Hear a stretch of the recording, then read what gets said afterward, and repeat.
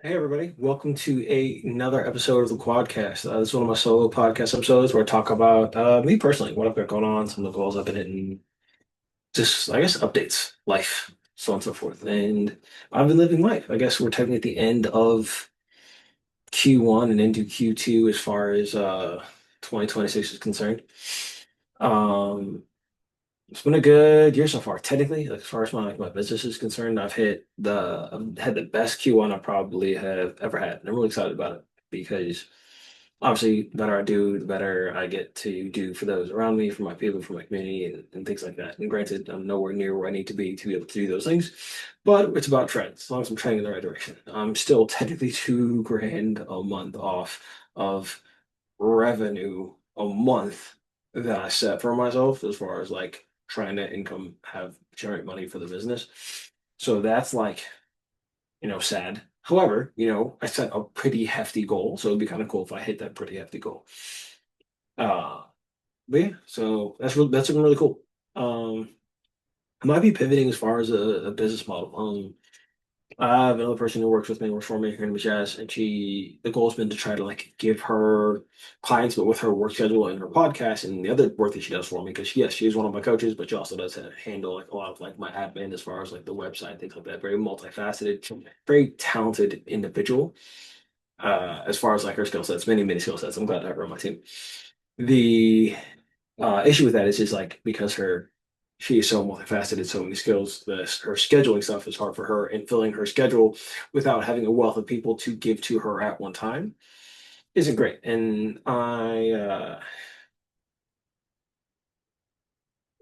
if I would like to give, it's tough to, or I guess for those of you who don't know, if you're in the fitness industry or in the fitness business, it's tough to grow your business, especially as an independent coach. And if you want to hire someone in, explaining the ins and outs of the fitness industry, how it works, how to best level up, and then on top of that, like people don't want to work for free if they're sitting around like for X amount of time, not being able to just. And I was working at a corporate gym one time, so I have the experience where like my fitness manager, my general manager, were upset with me because I'm sitting around not working, just collecting like an hourly paycheck. I'm like, why aren't you like trying to talk to people on the floor? It's like they don't want to talk to me. That's not people on the floor at the gym don't want to get approached by trainers anymore. The era of that happening is over. And so like on my end, like if I have a trainer and I pay them an hourly, I want them to do a bunch of admin work, but if I'm so busy, I can't teach them admin work, or I can't teach them the skills that they need in order to get their own clients. And it's my job to give them clients, but I'm also stuck with a bunch of admin work. It's hectic. It's pretty rough. And so I may be pivoting as far as a business model. I don't really know what yet. I don't know. Maybe I just need a wait list, and once I have a wait list, I build my team. I don't know. I don't know. I'm probably going to talk to my business coach about it. Cody, he's brilliant. I had him on my podcast in the past. I can probably put that link somewhere in the comments for this. Once again, he's brilliant and he's helped me a lot. And I'm really grateful for him. So maybe talk to him about that. But yeah, as far as business model, might be pivoting. I don't know. I'm having fun. Once again, business wise, this has been a really good Q1, and I'm happy and excited about it. Let's see what else there is to have. Next, I'm working on a Stacey Sims menopause course. I'm learning a lot for it about like adaptogens to different supplements that can help women with menopause and who are in the stages of perimenopause, who are waiting until they get to menopause and obviously have postmenopause life after that. Um, Obviously, I think she's way smarter than I am.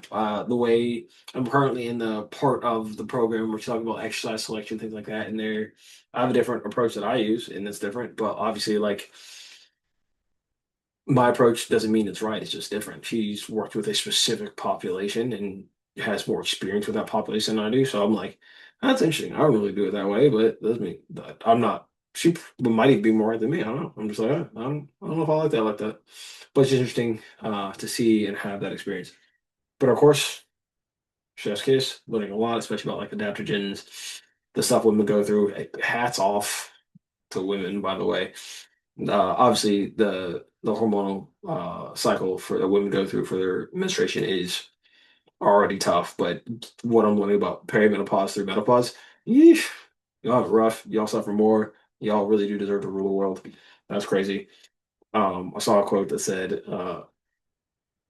women have a difficult time submitting to men because artists do not submit to their creations. And I was like, that's a bar. That's a bar, and that's very fair. The only time you should submit to anybody is if you're kinky and you have a kink relationship like that. But otherwise, if it's not dom sub dynamic, why? So yeah, we're gonna say systems course, learning a lot about that and women and menopause and how the things that they go through, how it affects them, and ways that I can help them as far as the workouts that I supply, supplements that I can recommend, and things we can do. But yeah, so that's been a fun course. Athletic updates. Oof. I'm back in a row in 2Ks now, and it's been good. My most recent 2K was sub 620. This is the first time I've been sub 620 since 2023, 2024. It's a big deal for me. I'm getting back at it. And I've been able to do it in like 6, 7-ish months, I think. I think 6, 7-ish months. So that's to me, once again, big deal. Maybe nothing, y'all, but it's big to me. And I've been able to get back to this level of fitness in a pretty short amount of time using, once again, a very, in my humble opinions, unique training program and style that I'm creating with another podcast guest that I've had over here, Alex Sutherland. And now we're currently trying to see what to do, how to improve training capacities and training times when you're capped out at time. So, for example, the peak training plan, uh, time spent training zone two. Zone two, if you have your different like aerobic zones from like easy to most difficult, zone five being most difficult, zone one being not really working, and zone two just starting to get building the calorie densities and having like those aerobic adaptations.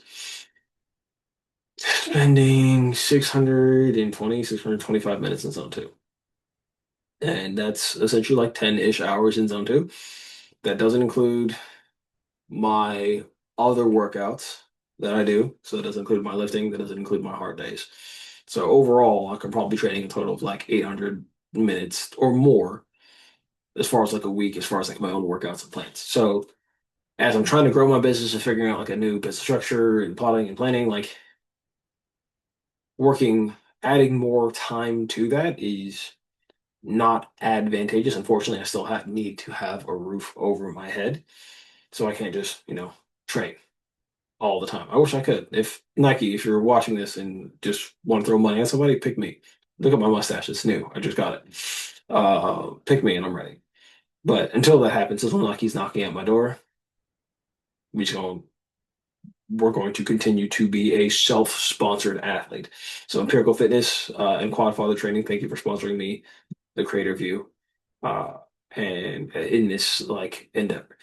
But yeah, so sub 620 on my 2K. That happened on Friday, and I've had a rough week mentally. So despite having a very rough week, PR my 2K was cool. And then I think I said in my last podcast, my coach recommended I lean into my athleticism more this year as far as like reaching out to running clubs and different like institutions and like providing like screens and building relationships and things of that nature. And I'm excited to do that. But I also have to prove my worth. Essentially, like how can I prove that I can help runners if I don't run that fast? All right, that don't really make sense. So I did a run actually today. I ran the uh Statesman Cap 10K. Where is it? I have the medal here somewhere. Boom. The Statesman unblurred. Yeah, Statesman Armadillo, Statesman Cap 10K. Pretty cool. Just got the medal. I think I'm wearing a t-shirt underneath the shirt hoodie. And that was cool. I was happy to run that. I ran it technically per mile, 10 seconds faster pace-wise than I anticipated. I probably paced it incorrectly and maybe should have paced it a little harder throughout. That's my first 10K, so I guess I did okay. My first mile was like 940, 943, 941. Okay, I don't want to lie, so we should pull it up. Having more watch here. Yeah, okay. No, just go to the app, not the screenshot. All right. Pace wise, 941, 940, 943. So the first 3 miles were like around the same pace. 41, 40, 43. And then mile four, I got a 9:08, so I was starting to pick up the pace a little bit. Mile five, 8:53. Mile six, 8:51. And then I was sprinting the end and averaged for the last like 2 minutes or so, I averaged at like a 7:48 for whatever distance that was. That was not a mile. It was 2 minutes, so let's say it was over a quarter mile. Go me. Um, my watch says I pace it, and that's usually what I use for my pacing. My watch says I pace it like a 9:15. The actual tracker GPS thing, I guess, for my ticket or for my bib had me at 9:20. I like my watch is faster. So let's say it was 9:15. Might even average in the middle, say 9:17.5. Either way, for my first ever 10K, and if y'all haven't seen me in person, I'm not like a skinny runner build kind of guy. I'm pretty much on like the thicker side. I weigh about 200 and usually around 220 pounds. I was a little heavier this weekend because I went to my friend's kid's first birthday party and ate far more than I should have, but I was happy to do so. And I think I weighed like 228 this morning, but normally I'm like 223, 225. So pretty hefty big boy running some distance. And then running that fast, I'm pretty proud of myself. Proving that I do know what I'm talking about when it comes to this aerobic training plan and kind of like hybridizing training and so on and so forth. So I'm excited to see how incorporating more running into my training plan goes and what kind of outcomes we can have for that. My, and I'm kind of curious to see what my mile time is now, because last time I ran a mile, I ran 8.5 minute mile, and which is pretty good. I mean, no, it's not great. I prefer obviously running a 6 minute mile. Ran 8.5 minute mile, but the running a 9:20, I was like, that's less than a minute off, and I ran that for heck, and I ran a couple of my miles at like eight in the 8:50s at the tail end of my race. So I'm gonna run at 8:53s, and I ran an 8 minute and 30 second mile. You know, it don't make sense. It don't make sense. So that's just how I feel about that mile time. I feel like I can do better, and I should do better, and I'll be excited to retest that whenever I retest that. So those two things are in the books as far as updates. Sub 622K on the erg. Excited. First 10K in the books. And I think I did like like around like the top 30 percentile as far as people my age group, and then top 30% like overall for my gender. So not bad for someone who's not a runner or not into running and has done their first ever running event, but we will continue to strive for better. The next thing I want to do this year, I want to try experimenting with like a hybrid athlete event, just see how I do. I think I have one coming up in May. Haven't decided yet. It's coming up soon, so probably should decide. So look forward to me either crying about that and or doing it, and I'll let you guys know. But either way, it should be fun. Um, Life updates that are personal. Made headway on personal finances. I think I've told you guys that I've been trying to like improve my own personal finances as well. And my dad's kind of helped me with that. He's been investing in this thing that is doing something in like Georgia or Atlanta. That's been cool. But I also was able to open up like my first like high yield savings account, and which is not great by any means, but it's a better savings account than my current savings account. So that's good. And been excited about that. I recently got adopted by a cat. She's wonderful. Her name is Shuriken, and she's adorable. She's actually sleeping in my room over there. Like all cats, she doesn't listen to me. But what she will do is, whenever I walk my dog, she will follow us off leash. She won't walk on a leash to save my life, even though I got this tiny little cute cat harness for her. And I put it on her and she walks all floppy with it. And then I put the leash on her. She's like, oh, flop. I don't want to do it. It's horrible. But if I just go for a walk and leave her off leash, she just falls right behind us. It's kind of cute.